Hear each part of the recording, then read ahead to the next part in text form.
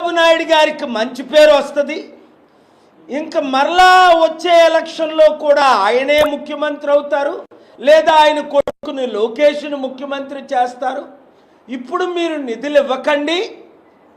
ఈ ఎలక్షన్ల ముందు నేను మరలా బయటకు వచ్చిన తర్వాత నేను చంద్రబాబే నన్ను మాట్లాడనివ్వలేదు, నిధులు తేనివ్వలేదు, అభివృద్ధి చేయనివ్వలేదు అని పవన్ కళ్యాణ్ చెప్పి బయటకు వచ్చి ముఖ్యమంత్రి వచ్చే ఎలక్షన్లో అవడం కొరకు ప్రజలను కోట్ల మంది ప్రజల నాశనం చేస్తున్నారని ఎక్స్పర్ట్స్ ఒపీనియన్.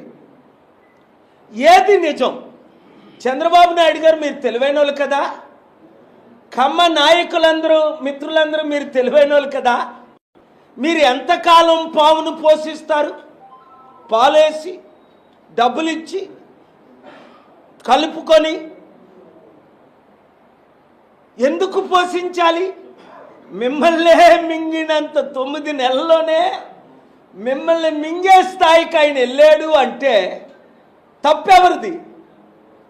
మీదా కాదా ఆలోచించు.